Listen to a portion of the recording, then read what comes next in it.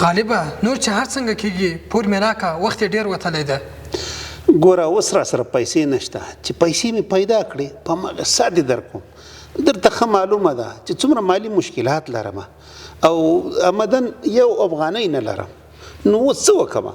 نور دې خوښه خپله پور مې راکړه، که نه نو خبره شرمولو ته وځي. خبره شرمولو ته مو وباسه، ما خو درته وویل چې هېڅ شی نه لرم، که مې لرلی نو ولې مې دومره په عذابولې؟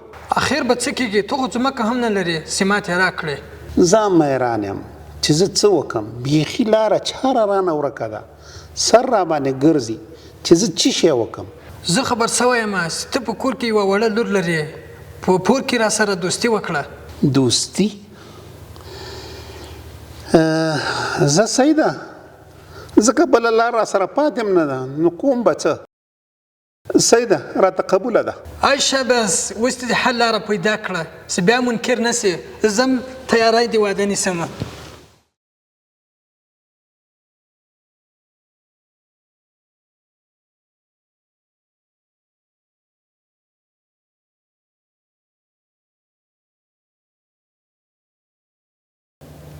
پلاره خیرت خو به یي، داسې په چور کې تللی، څه خبره شوې؟ هی زویه، خبره داسې ده چې حاجي شریف راغلی، ښه، خپل پور یې غوښته. نو بس څه به مې کړی وای؟ نو پلار جانه داسې څه وشول چې ته یې دومره چورتي کړی او خفه شوی؟ بیا داسې وشو زویه چې هغه رانه پور غوښته او ما سره وینه. نو بیا یو بل راته خبره وکړه چې په پور کې ستا خور رانه وغوښته، وایي دوستي به وکړو.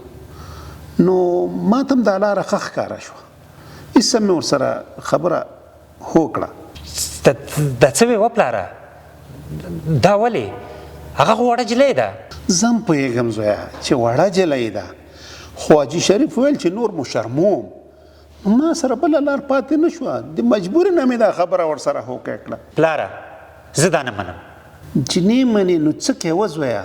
بله دا چې ما ورسره واده ایښې ده. پلار جانه د هغې غم به زه وخورم. زه ځم امر بالمعروف ریاست ته او هلته خپل شکایت ثبت کوم او د خپله وړه خور چې ده دا ترې ژغورم. پاتې شو پور، په کلاره کلاره بیا ورته ورکړو که نه، څه تښتو خو نه. یاره زویه که دا کار وشي که نه نو بس سم به مې خوشحاله کړي، لور به مې وژغورل شي. و پلاره د امر بالمعروف وزارت کار هم همدا دی چې دغه وړې جونې معصومې جونې چې دي دا وژغورل شي. زویه بیا ګوره ما لاس په کار شه. قربان دې شمه پلاره، لاړه نه ښه، خدای په امان. تی کامیاب کړه ربه.